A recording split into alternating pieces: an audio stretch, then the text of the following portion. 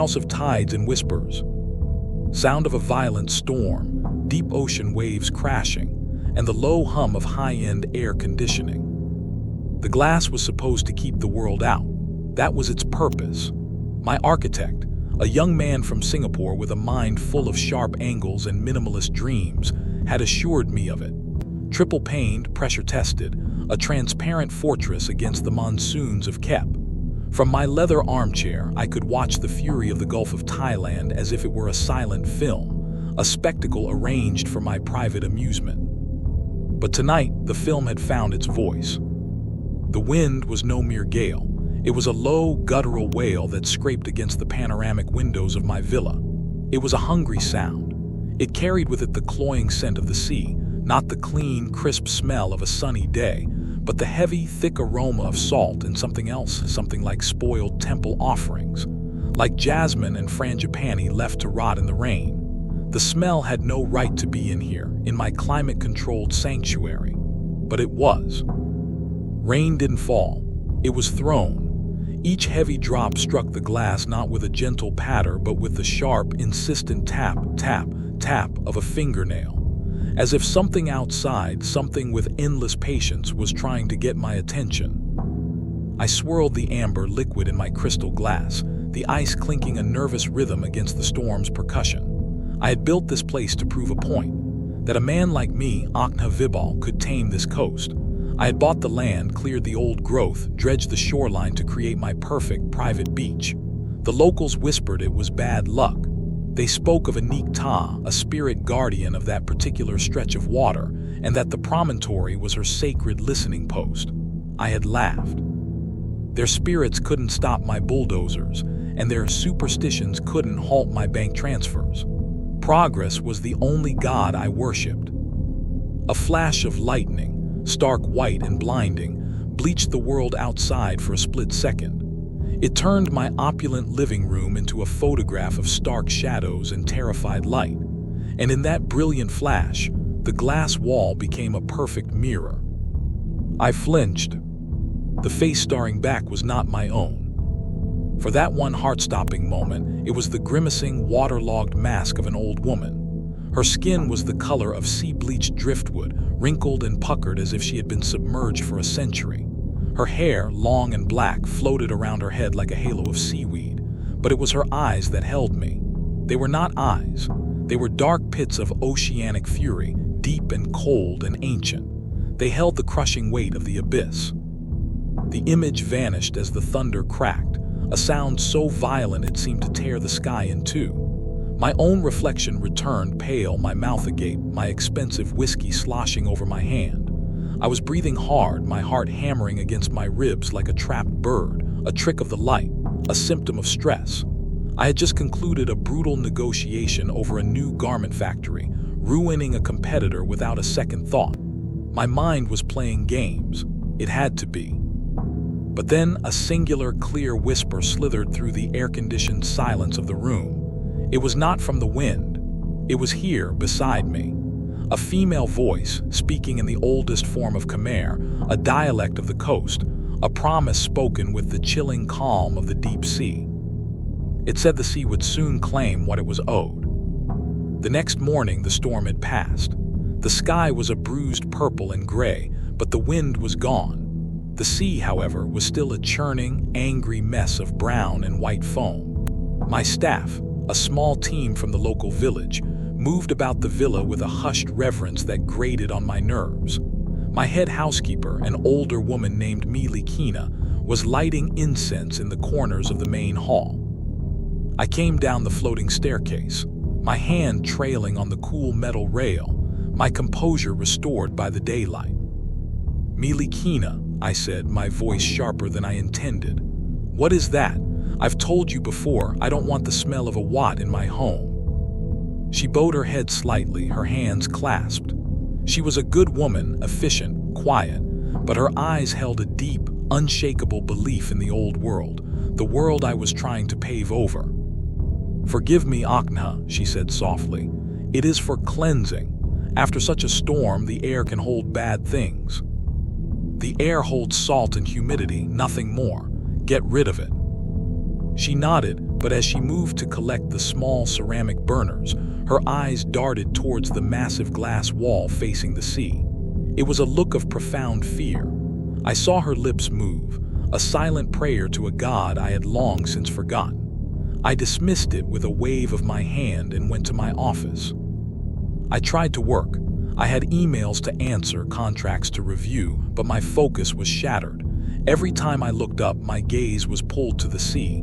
It looked different today, more present, as if it were watching the house. The phrase from the night before echoed in my mind. The sea would soon claim what it was owed. What debt? I owed nothing to anyone. I took what I wanted, what I had earned through my own intelligence and ruthlessness. Around noon, I took a walk along my private beach. The storm had left its mark. A thick line of debris was drawn along the high tide mark. Tangled fishing nets, plastic bottles, and an unnatural amount of dead sea life. Fish, crabs, even a small sea turtle, all lay pale and lifeless on the sand. The air was thick with the stench of decay. As I picked my way through the grim tableau, my foot struck something hard. I looked down. Half buried in the wet sand was a piece of wood.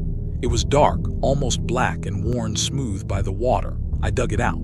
It was a small carving, no bigger than my hand. It depicted a female figure, but the features were almost entirely erased by time and tide. There was only the suggestion of a face, of flowing hair, of a body that seemed to be one with the waves.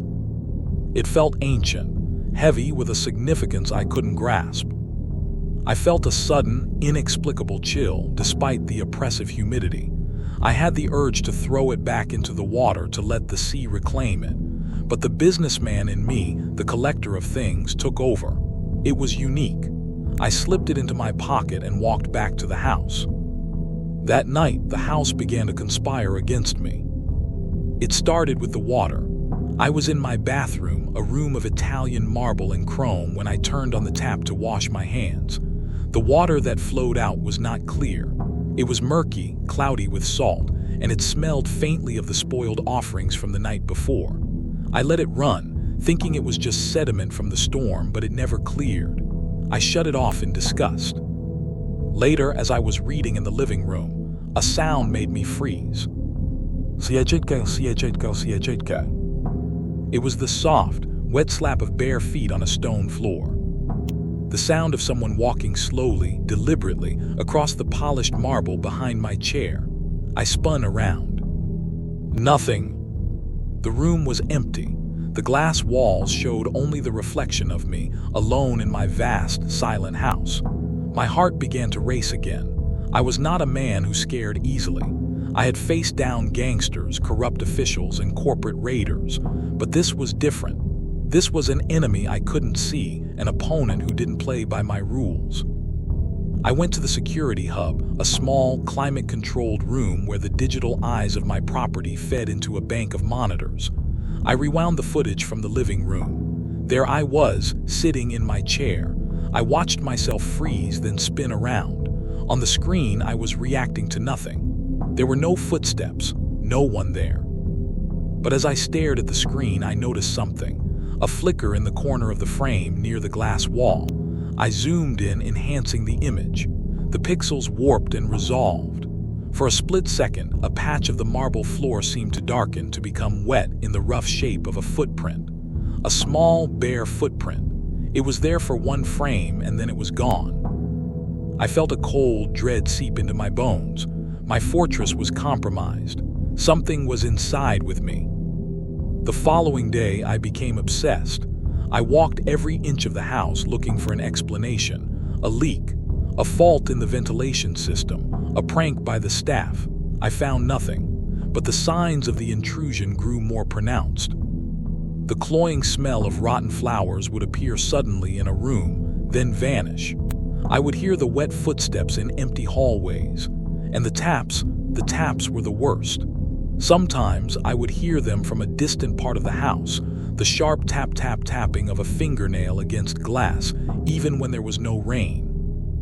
I cornered Milikina in the kitchen. She was arranging fruit in a bowl, her hands trembling slightly. "What do the people in the village say about this land, Mi?" I demanded, my voice low and urgent. "The truth. No more stories about cleansing the air. She wouldn't meet my eyes.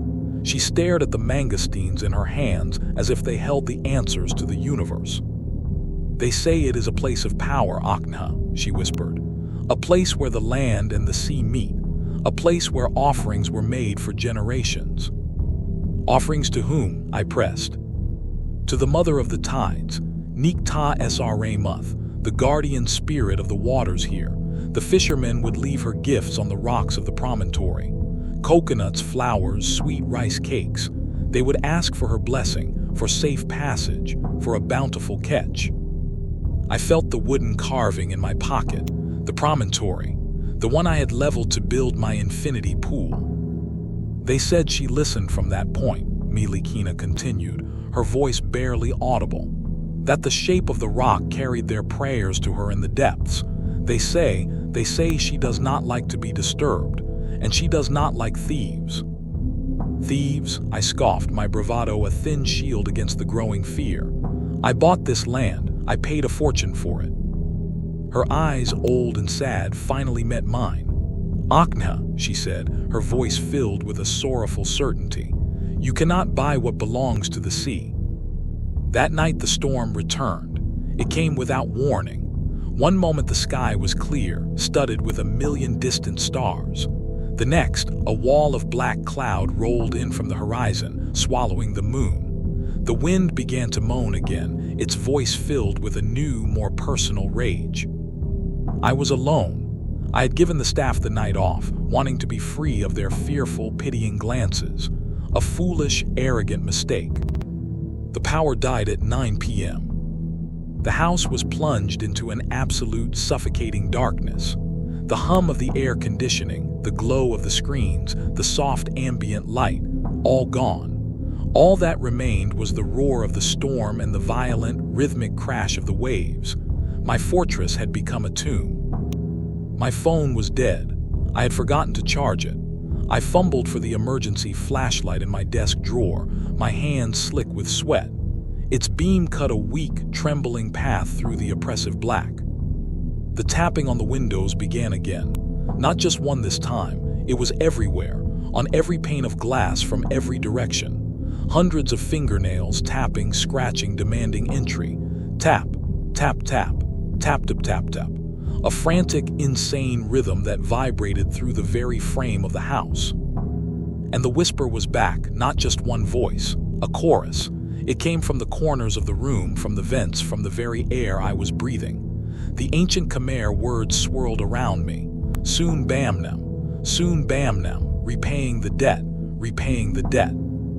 I backed away from the glass walls, shining my flashlight beam across their vast, dark surfaces. The beam caught something. A handprint pressed against the outside of the glass. It was pale and wrinkled, glistening with seawater. Then another appeared, and another. Soon, the entire wall was covered in them, a gallery of ghostly prints from a crowd I could not see. Water began to seep into the house, not from a leak. It was coming from under the walls, up through the floor, as if the house itself were weeping salt water. Puddles formed on my expensive marble, reflecting the trembling beam of my flashlight. The smell was overpowering now, a foul mix of brine, rot, and decay. I stumbled backwards, my foot slipping in a pool of water. I fell hard, the flashlight skittering across the floor and extinguishing with a sickening crunch. I was in total darkness, blind. But I was not alone. I could hear the footsteps now, loud and clear. CHHK, CHHK, CHHK. The wet, slapping sound was coming towards me. It was slow, unhurried, a predator that knew its prey was trapped. "Who's there?" I shouted, my voice a pathetic, trembling thing. The only answer was the storm and the soft, steady approach of those wet feet. I crawled backwards, my hands splashing in the cold, silty water on the floor. My back hit the base of the staircase. I was cornered. I held my breath, listening. The footsteps stopped, right in front of me.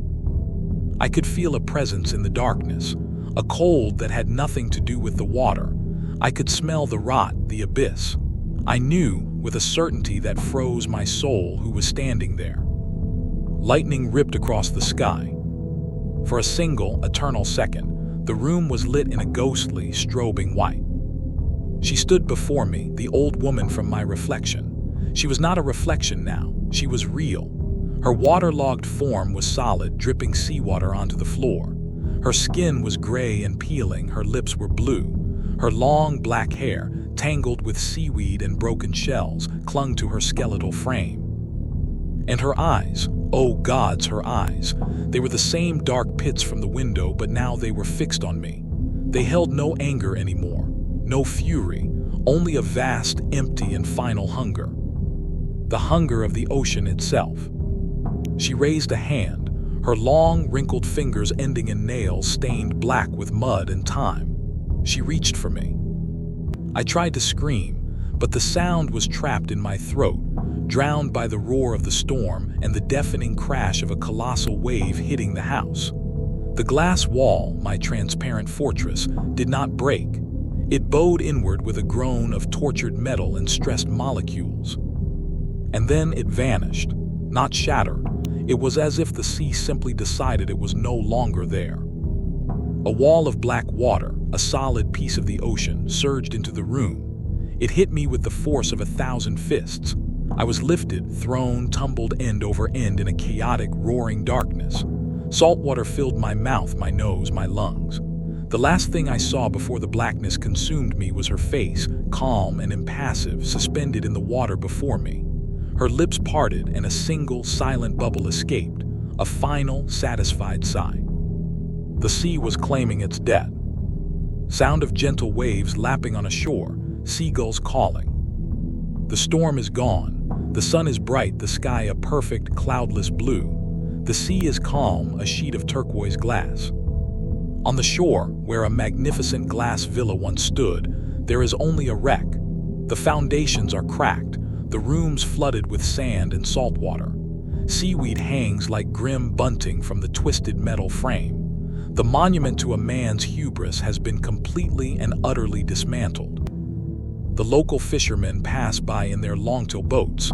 They do not stare for long. They knew this would happen. On the rocks of the promontory, where an infinity pool used to be, a new structure has appeared. It is small, simple, and made of driftwood and scavenged planks. Inside this humble spirit house sits a small, featureless wooden carving of a woman, worn smooth by the sea. Beside it is a fresh offering, a perfect white coconut, a string of jasmine flowers, and a single stick of incense, its smoke curling lazily up into the clear morning air. The sea is quiet now. The mother of the tides is listening, and she is satisfied. For now. So if you ever find yourself on a forgotten coast, looking to build your own paradise, be careful. Be careful what ground you build your life upon. Listen to the whispers of the old ones, the warnings carried on the wind. Because some debts are not paid with money. They are paid with everything else.